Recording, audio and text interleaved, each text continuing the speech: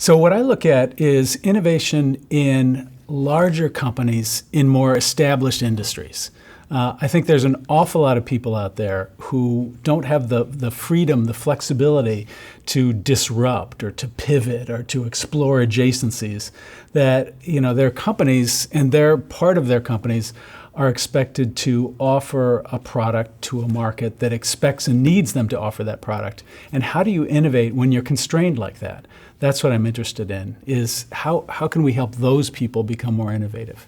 If you're in charge of a product line or a business unit that's in an established company in an existing industry, and you have to innovate, there's different approaches to that. We're told that you can do incrementally better versions of your current product to your existing customers, or you can think outside the box and do big disruptive innovations.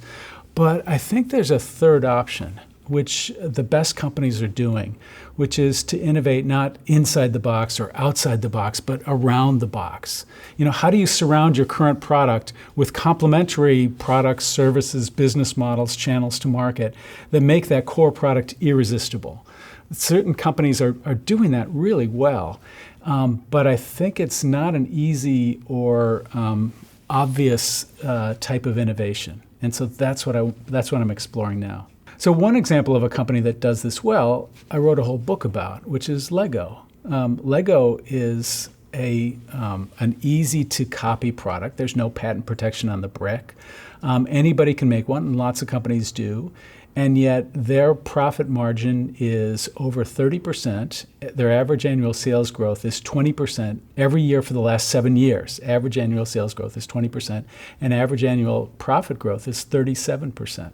This is a company that has no right to be this successful, but they're doing that because they can innovate around the brick. They don't just come out with a box of bricks, but they do lots of complementary innovations around that brick.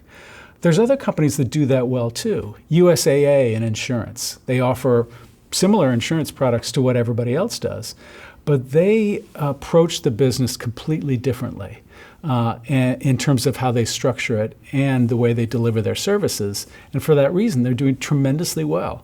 GoPro was late to the market, not just for video cameras, but for action cameras. But they're doubling in sales every year, not because they have a better camera, but because of all the things they do around the camera, like the mounts, like the software. They're even investing in drones. They're coming up with their own line of drones that will carry their cameras around to give you better aerial shots. Now, those are examples of companies that innovate well kind of around their core product. But what we're seeing in the research is that to do that well requires a number of internal decisions to be made really carefully and thoughtfully. One of those is, where are you not going to innovate? Right? Where are you? What is your core that you're going to do yesterday, today, and tomorrow? What products or services are you going to offer? And you have to be superbly good at that. Once you've figured out where that core is, what that core is, how are you going to innovate around that core so that you really enhance the value of that core to your customers?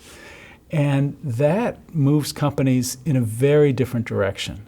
That often offering that really compelling set, that compelling family of innovations, of complementary innovations around the core, makes it externally really compelling, but internally really complex. And so managing it requires a whole different set of roles and process and structure and metrics and everything else. And a lot of companies fall down there. They try and do this kind of external innovation with the same internal structure, and the whole thing falls apart. And so what we're working on now is how do the best companies make that happen? What problems have they had? What traps have they fallen into? And ultimately, what have the best ones done to succeed in trying to do that approach to innovation? The research is fairly far along. We're still working to understand what those processes are at each step, so that it's probably not the same recipe for each company, but maybe there's an overall structure and we think there is, that you should follow if you want to try this approach to innovation.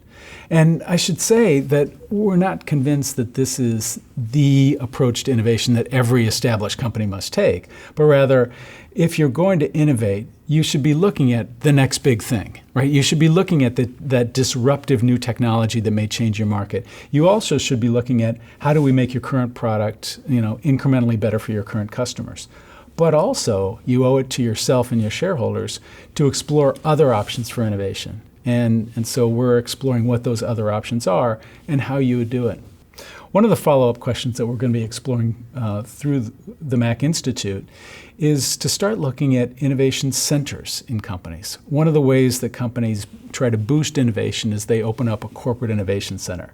And there's lots of different types of these, and some of them work better than others. And so the Mac Institute has funded some research for the coming year, which is looking at corporate innovation centers. What works and what doesn't, and how can those innovation centers help companies become more consistently and successfully innovative.